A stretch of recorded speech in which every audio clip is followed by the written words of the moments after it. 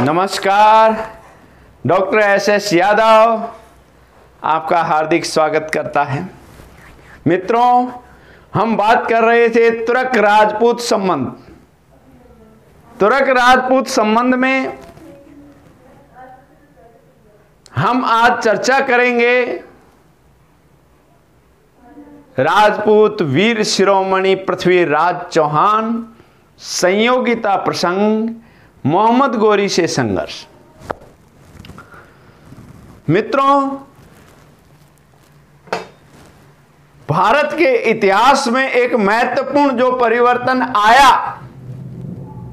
वो पृथ्वीराज चौहान की पराजय से आया। पृथ्वीराज चौहान की पराजय क्यों हुई, मोहम्मद गोरी क्यों विजयी हुआ, इन सब पर हम चर्चा करेंगे। पृथ्वीराज चौहान संयोगिता प्रकरण, दो प्रकरण बात करेंगे हम। पहला, पृथ्वीराज चौहान।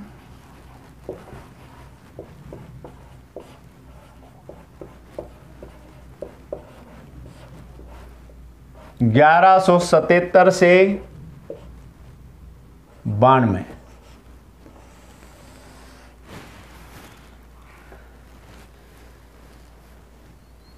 1166 में पृथ्वीराज चौहान का जन्म होता है। इनकी माता का नाम कपूरी देवी है, पिता का नाम सोमेश्वर है। कपूरी देवी ने जन्म से ही इनके मन में भय बिल्कुल निकाल दिया था। जन्म से ही इनको इतना मजबूत बनाया कि एक वीर योद्धा के रूप में ये उभरे। इनको राय पिथोरा भी कहा गया।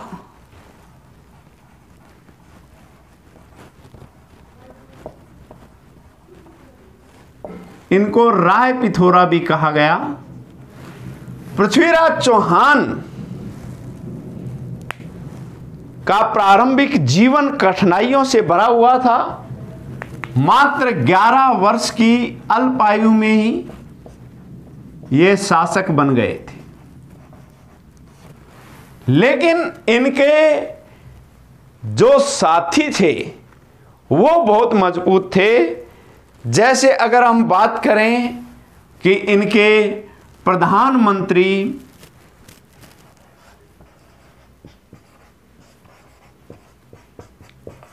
प्रधानमंत्री थे कदम्ब वास। इनके सेनापति थे भुवनमुल्य।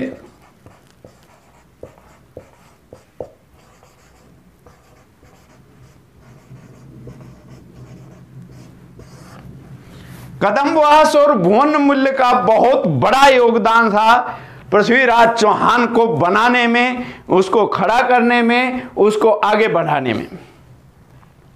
पृथ्वीराज चौहान की सबसे बड़ी विशेषता थी कि उनका कॉन्फिडेंस बहुत मजबूत था, और ये सब उनकी माता जी की देन थी। ये निश्चित है कि जिसकी माता मजबूत होती है उसका पुत्र बहुत मजबूत होता है।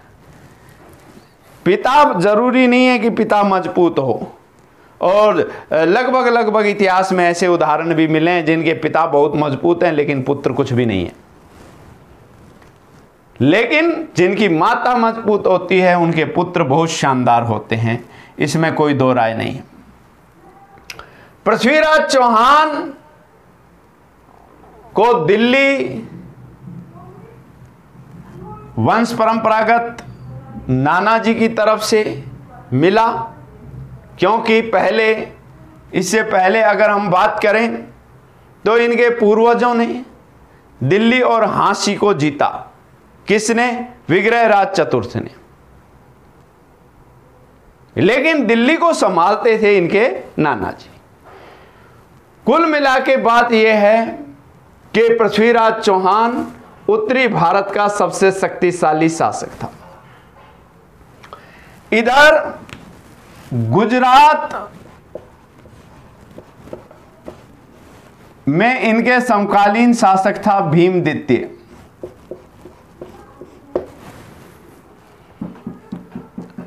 इधर की बात करें कि इनके चाचा जो थे अपारगम, ये बहुत विरोधी थे पृथ्वीराज चौहान के। नागार्जुन, इन दोनों ने विद्रोह कर दिया था पृथ्वीराज चौहान के खिलाफ।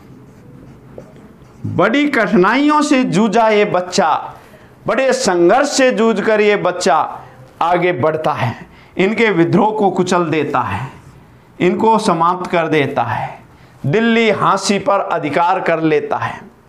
इधर की बात करें, हाँसी, हिसार, गुड़गांव तक का पूरा प्रदेश पृथ्वीराज चौहान जीत लेता है। लेकिन उसी समय महोबा के शासक थे परम दर्दी देव।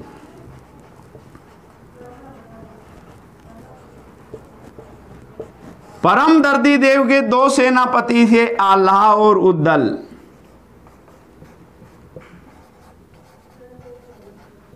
आल्हा और उद्दल बहुत ही इनकी वीरता के प्रसंग पूरे क्षेत्र में, पूरे उत्तर भारत में आल्हा और उद्दल की वीरता के प्रसंग सुने जा रहे थे।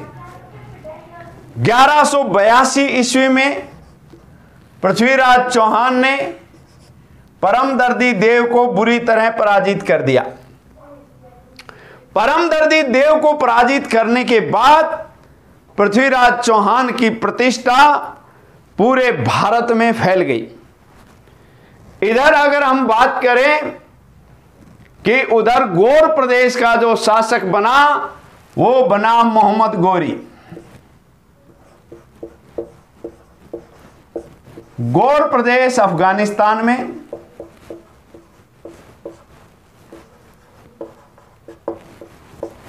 मोहम्मद गौरी ने विचार किया कि क्यों न मैं भारत पर कब्जा कर लूं, और मोहम्मद गौरी भारत पर 4 बड़े आक्रमण करता है। 1175 में मोहम्मद गौरी का भारत पर प्रथम आक्रमण होता है।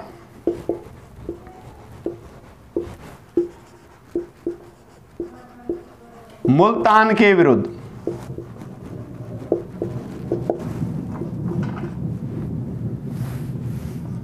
गौरी मुल्तान के विरुद्ध प्रथम आक्रमण करता है। 1178 में गुजरात पर आक्रमण करता है और आबू का युद्ध होता है, और इसमें भीम सेकंड ने गौरी को बुरी तरह पराजित कर दिया। तो गौरी की प्रथम पराजय जो हुई वो 1178 में हुई। भीम के ऊपर जब आक्रमण किया उस समय पृथ्वीराज चौहान ने भीम का साथ नहीं दिया। यह पृथ्वीराज चौहान की सबसे बड़ी भूल थी। आप एक बार इसका स्क्रीनशॉट लेना चाहें ले लीजिए।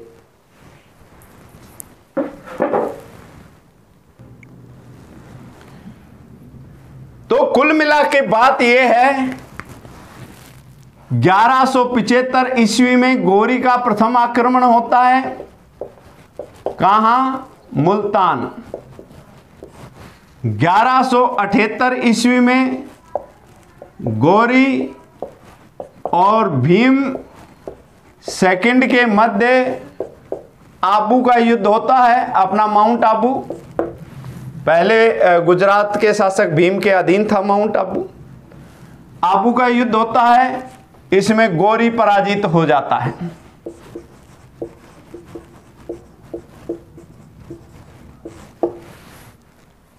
अब उसने भूल के भी गुजरात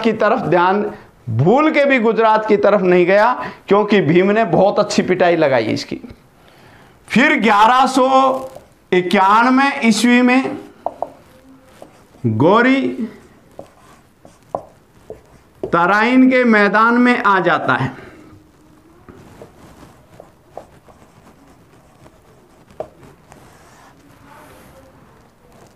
तराइन के मैदान में आ जाता है और यहां पर पृथ्वीराज चौहान से भीषण युद्ध होता है।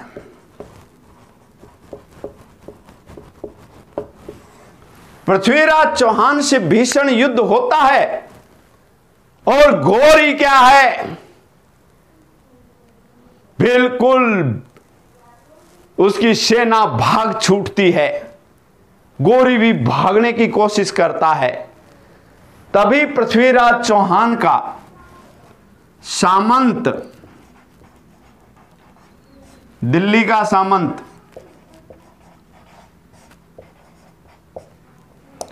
गोविंदराज उसके ऊपर बर्छी से वार करता है और बर्छी गौरी के पीठ में लग जाती है।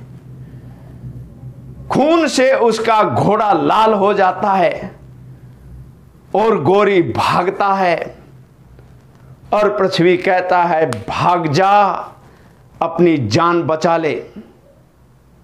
लेकिन पृथ्वीराज चौहान के सैनिकों ने काजी जियारुद्दीन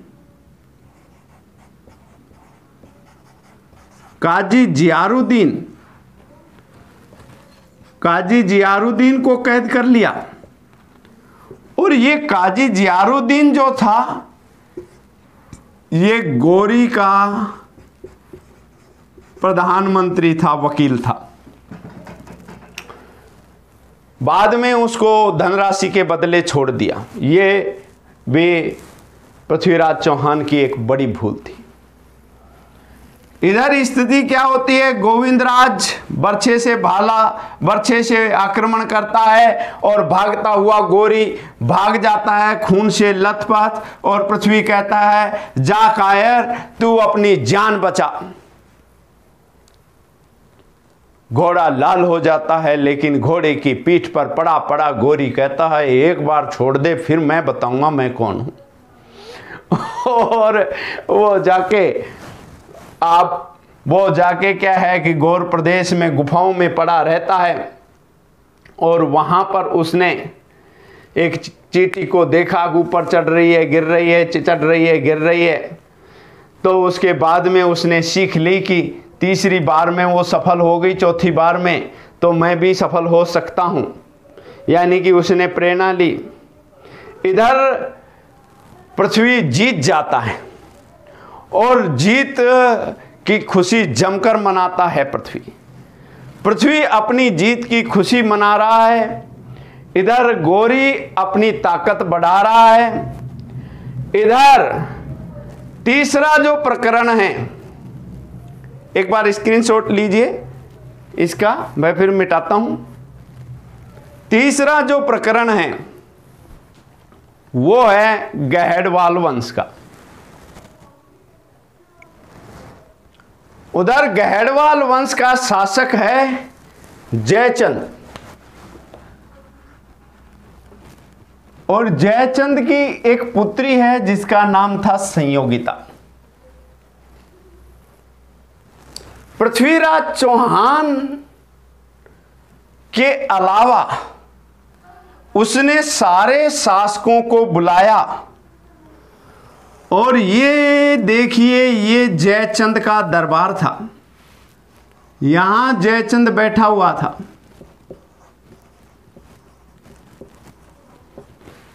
और ये स्वयंवर रचाया। ये स्वयंवर रचाया किसका? संयोगिता का। यहां सारे राजा महाराजा बैठे हुए थे। सारे भारतवर्ष के राजा महाराजा राजकुमारों को बुलाया। इधर ये द्वारपाल के रूप में यहां दरवाजे के ऊपर पृथ्वी की मूर्ति लगा दी गई। पृथ्वी की मूर्ति लगा दी जाती है, उसको द्वारपाल बना दिया जाता है।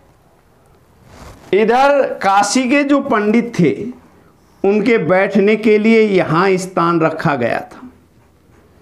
लेकिन इन्होंने बायकॉट कर दिया था।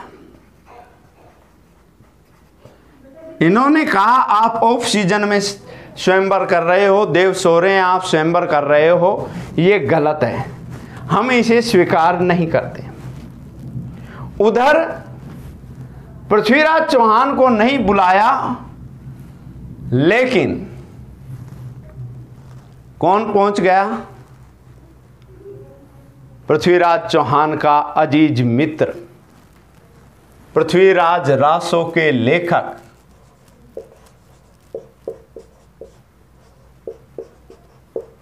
वो दरबार में पहुंच जाते हैं। पृथ्वीराज रासो के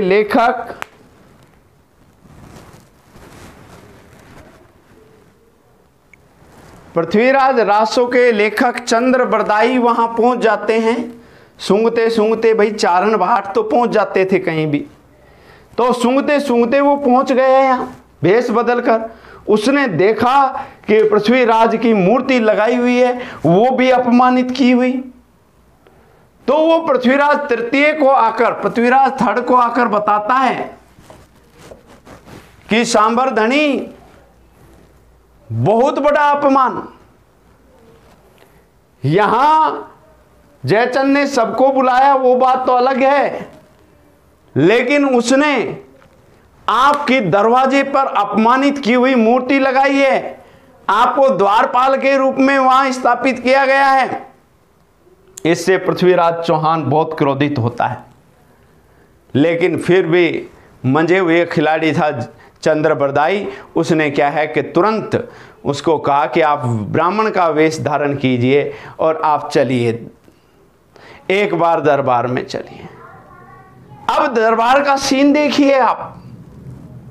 संयोगिता आती है माला लेकर, और यहां पर ब्राह्मण का वेश धारण करके पृथ्वीराज एंड कंपनी बैठ जाती है। जयचंद बड़ा खुश होता है, स्वागत करता है, आओ ब्राह्मण देवता, आज मेरी बेटी का स्वयंवर है, विराजो। सब बैठ गए। अब उसको ये पता नहीं था ये पृथ्वीराज चौहान है। इधर स्थिति क्या है, स्वयंवर में ये राजा महाराजा सारे बैठे हुए हैं, सारे राजा महाराजा बैठे हुए हैं। इधर स्थिति ये है कि सब मुंह धोके आए हुए हैं, सोच रहे हैं कि हमारा नंबर आएगा।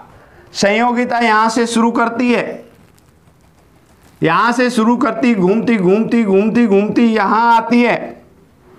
यहां पर जूनागढ़ के राजा नंदमल, जो 75-80 साल के थे, जिसके क्या है कि 75 से कुछ 75 के बताते हैं, 75 के मान लीजिए आप, जिनके मुंह में दांत नहीं और पेट में आंत नहीं।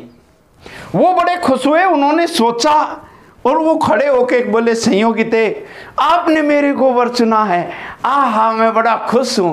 तभी क्या एक संयोगिता कहती है, नहीं महाराज आप विराजिए, मैंने आपको वर नहीं चुना है। तो बोला आपने सब राजा महाराजाओं को छोड़कर लास्ट में मेरे पास, और तो कोई है नहीं। तो संयोगिता ने कहा कि आप शांत हो जाइए। दूसरे सारे राजकुमार क्रोधित होकर खड़े हो गए और कहने लगे, जयचंद क्या पूरी सभा में आपकी पुत्री को कोई भी योग्य वर नजर नहीं आया? आपने हमारा अपमान करने के लिए हमें बुलाया था क्या?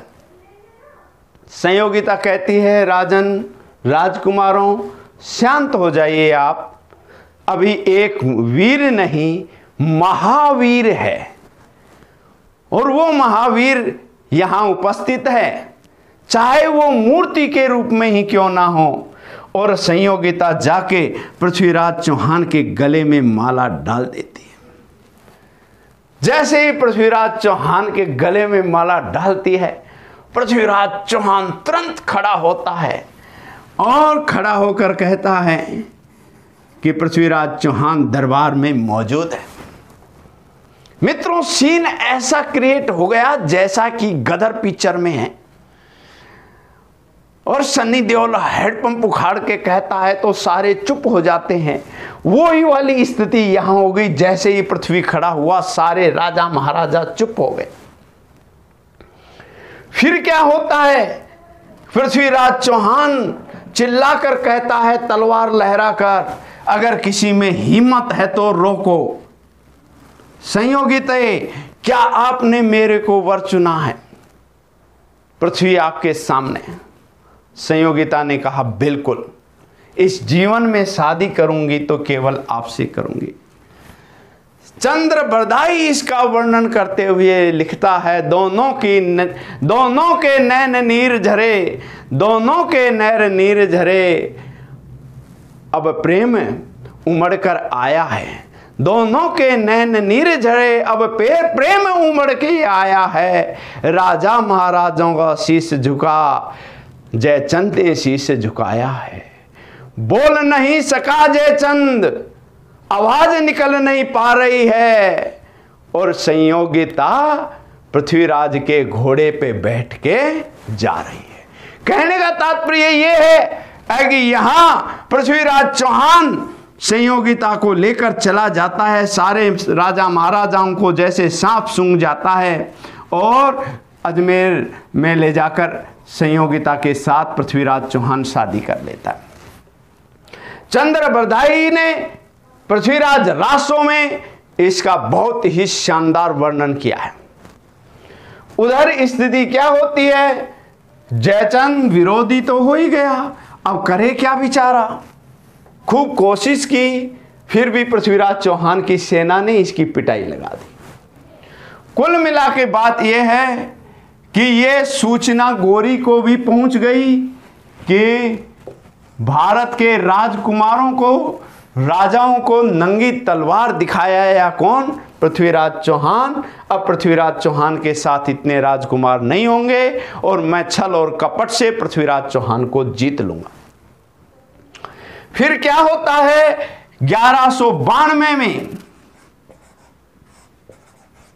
गौरी फिर आ जाता है तराइन के मैदान में। तराइन के मैदान में आ जाता है तो पृथ्वी भी सेना लेकर जाता है। गौरी बहाना बनाता है और कहता है कि मैं मेरे भाई से पूछकर संधि की शर्तें तय करूंगा, हम संधि करेंगे।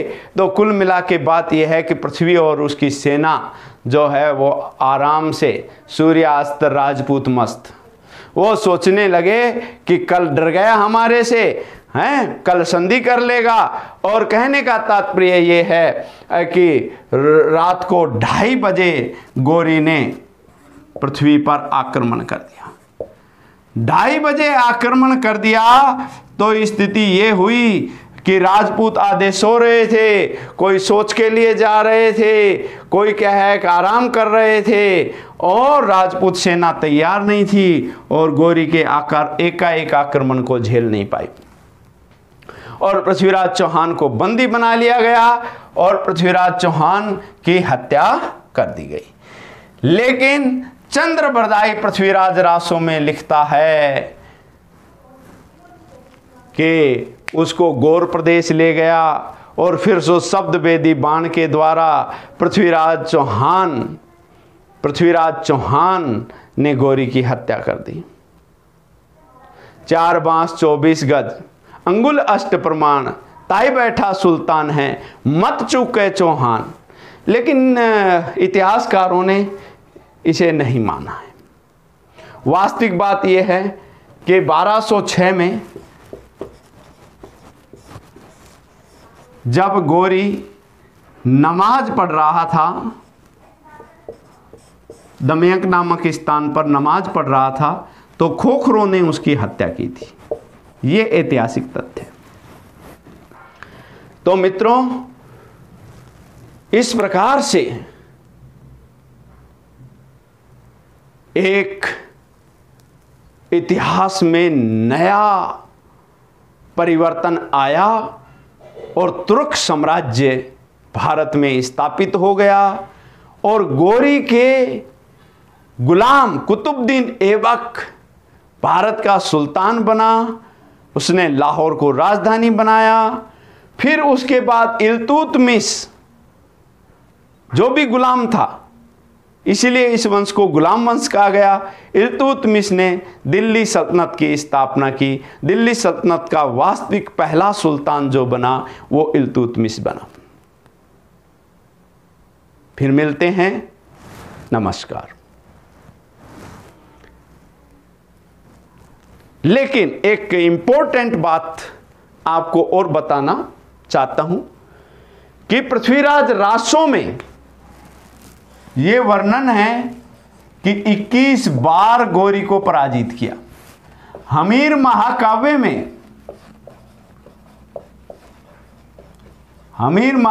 में वर्णन है कि गौरी को 7 बार पराजित किया। यह क्वेश्चन आ जाता है कई बार, हालांकि 2 बार ही संघर्ष हुआ था, कोई 21 बार नहीं हुआ था। जय हिंद, जय भारत। आप इसको जन जन तक पहुंचाइए और निःशुल्क शिक्षा का हमारा संकल्प पूरा कीजिए। नमस्कार।